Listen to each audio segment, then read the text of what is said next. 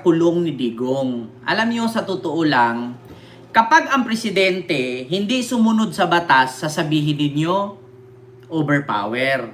Diba? Kapag ang presidente sumunod sa batas, sasabihin ninyo, lumabag. Mga DDS, isa lang ang sasabihin ko sa inyo. Ha? Kung halimbawa ako, may warrant dumating sa akin, sasabihin nyo kaya, wag akong hulihin? Sige nga. Mga DDS, tanungin ko kayo. Kung sakali may dumating na warrant sa akin, sasabihin nyo kaya, wag ako hulihin? Malamang sabihin nyo, hulihin kasi hindi ako pabor sa inyo. Diba? Pero kung pabor ako sa inyo, putang ina, dudumugin nyo. Diba? Si PBBM sumunod lang sa utos. Warrant yan eh. Ano bang gagawin kapag may warrant? Pupunitin mo? Tatadyakan mo yung manghuhuli? Eh di pati ikaw huhulihin nun. Diba? Yan ang mahirap sa inyo eh. Isa lang ang sasabihin ko. Maraming abogado dyan na mga DDS. Bakit hindi nyo kayang i-advise yung mga DDS na supporter na katulad ninyo? Diba? Diba mga abogado kayo, bakit nyo hinahayaang sabihin kinidnap si Digong? Bakit hindi nyo i-educate? Kaya isa nga sa rason na katulad kay Marcoleta na nabiktima ng fake news. Kasi bakit? Hindi nyo ini-educate. Minamanipulate nyo at dinadagdagan nyo pa. Hindi nyo ba yun nasabi sa kanila? Ang daming abogado dyan na mga DDS. Alam ninyo na ang nangyari kay Digong ay hindi kidnapping. Saan kayo nakakita ng kidnap na nabibisita ng anak at nakatelevize buong mundo at binabasahan ng warrant? Bakit nyo tinutolerate na ipakalat, di ba, ng mga bobong DDS? Abogado kayo, ang dami yung abogado dyan. Di ba? Bakit hindi nyo ina-advise? Nandyan si Vic Rodriguez, nandyan si Trixie Cruz Angeles, nandyan si Tupacio. Bakit hindi nyo i-correction yan na hindi kinidnap si Digong? Paano kung si Marcos may warrant? Galing sa ICC. Sasabihin nyo rin ba na kinidnap si Marcos? Kaya tignan nyo, pati si Marcoleta na biktima ng fake news, hindi nyo rin tinutulungan. May mga kanya-kanya kayong agenda. Kaya nga sa totoo lang,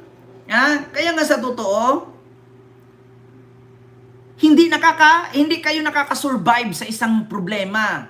Kasi bakit? Instead na magkaisa kayo, magtulungan kayo, magturuan kayo, kung merong mali, turuan nyo ng tama. Pero wala eh. Kanya-kanya kayong agenda, kanya-kanya kayong pasipsip, kanya-kanya kayong lipad. Si Harry Roque, abogado yan. Alam ni Harry Roque, si Sara, abogado yan. Alam ni Sara kung ano ang process ng kidnapping at may warrant. Ako nga, hindi ako abogado, alam ko eh. Saan ka nakakita ng kinidnap tapos may Miranda rights? Binasahan pa. Di ba? Yan ang problema sa inyo. Napakadami nyo yung abogado, mga DDS. Hindi nyo man lang kinoreksyon. Hinayaan nyo lang na mag-spread ang kasinungalingan at ka-fake newsan na kinidnap si Digong. Si Marcoleta, abogado yan. Bakit hindi yan ikinorek ni Marcoleta? Araw-araw naman siya halos nakikita dyan sa hearing sa Senado. Hindi man lang niya in-announce, correction lang po sa mga supporter ni Pangulong Duterte. Ang nangyari po kay Pangulong Duterte, hinuli po siya sa pamamagitan ng warrant of arrest.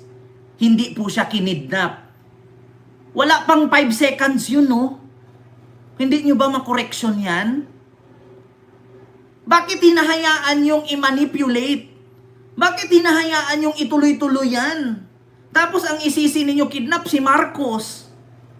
Eh kung pinakidnap pala ni Marcos, ba't hindi nyo kasuhan? Imbes na subuin ninyo, ngayon nung kayo na biktima, tsaka kayo ngangalngal at maninisi pa kayo. Sisihin nyo pa ang Meta, sisihin nyo pa ang Rappler, sisihin nyo pa ang Vera Files. Na bakit napakatagal umaksyon, kayo pa ang gumalaw. 'Di ba? Kayo nga mismo tinutulirit nyo eh. Andyan si Panelo.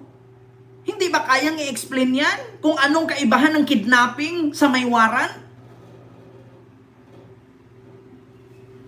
Huwag naman kayo sanang baka mas may utak pa ako sa inyo. Hindi ako nakapagtapos, hindi ako abogado, pero alam ko yung kidnap, alam ko yung may warrant.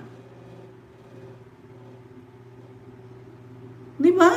Nakakahiya kayo bilang mga abogado. Para kayong mga iti-iti. Alam nyo, iti-iti, yung nag-aaral 75 rank yung grade, yung pasang-awang grado, government grade 75. Alam nyo yon? Yung sa 1,000 bar examiner, pang 1,000 ka. Pati ba naman si Meta, sisihin nyo pa? Hindi trabaho ni Meta yan. Kasi hindi naman kayo kilala ni Meta. Putragis na yan. Diba? Imbes na i-correct ninyo yung sinabi ni Sara na kinidnap at ng mga Duterte na kinidnap si Duterte, hinahayaan ninyo na magalit ang taong bayan at mapaniwala sila na kinidnap. Saan kayo nakakita ng kidnapping na gusto pang isama ang asawa?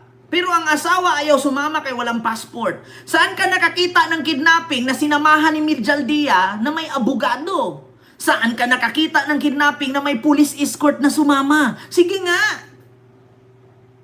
Paki-explain mga DDS. Alam ko namang hindi kayo bungol. Yeah? Alam kong hindi kayo bulag. Alam kong bobo kayo.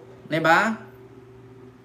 Saan kayo nakakitang kinidnap may kasamang abogado? Kinidnap may kasamang police escort? Kinidnap may kasamang doktor? Sige nga!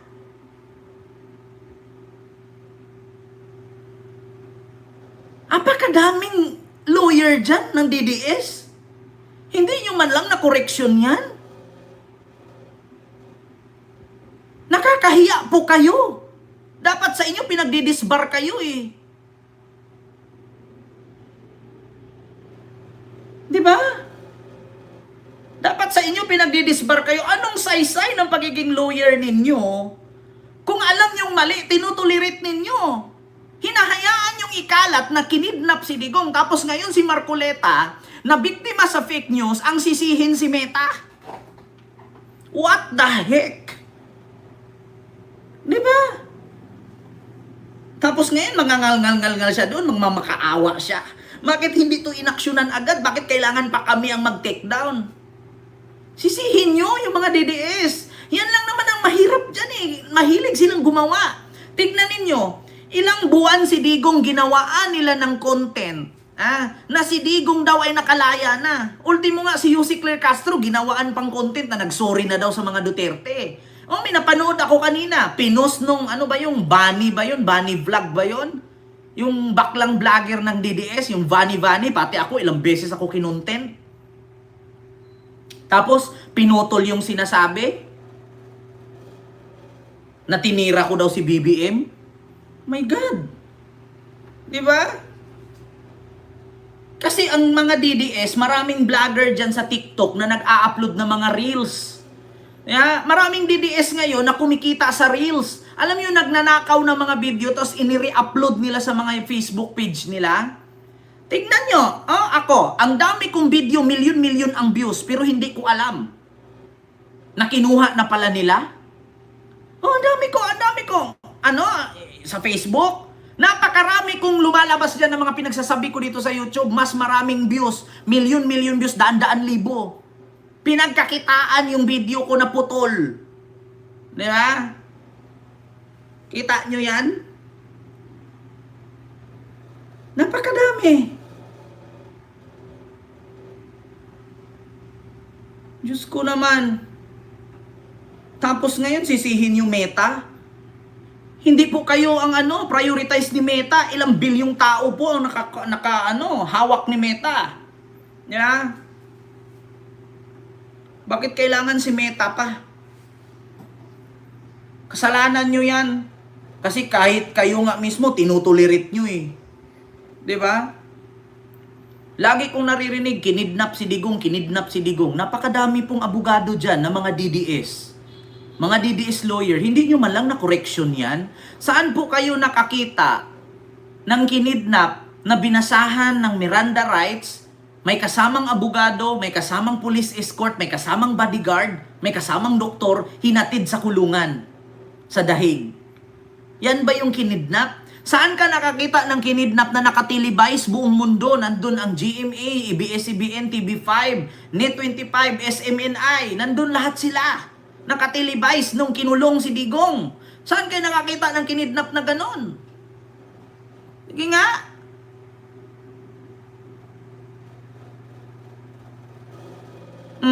Tapos kayo ngayon na biktima ng fake news? Mga ngalngal kayo? Sisihin nyo yung mga supporter ninyo. Napakadaming ano dyan. Not a very good day in the Hague. No sun at all. I was wishing for sunshine. Pero mga kaibigan ha, mag-ingat po tayo. Ang dami-daming fake news dito sa Dahig. No? I heard from one of the supporters that Attorney Harry Roque was giving away candid shots in the other venue providing the Duterte supporters. Naalala niyo ba yung viral na bangayan ni na Harry Roque at ilang DDS vloggers sa Dahig? Well, ngayon daw ay nag-aaway na naman sila dahil sa 10 lechon. Nakakatawa, di ba? They're always beefing about food. Gutom ba lagi o talagang dead hungry lang lagi? That I failed big time. I asked for the name of the hospital. Up to now, they have not given us the name of the hospital. Oh, asan kayo nakakita na kinidnap si Digong tapos nagsalita si Medial Dia? Ayan oh. So we took the position that they could have been brought here directly. And we are told that there is no. Diba? Ay, Diyos ko. Kaya tingnan nyo, pati si Marcoleta umaaray na biktima ng fake news. Kamakailan lang kumakalat, inambush daw, tapos pinagbintangan si Marcos bangag. Tingnan mo si Sas Rugandos. Oh, si PBBM daw, wala daw kasing manakaw na kickback dun sa tulay, inangkin na lang daw yung tulay.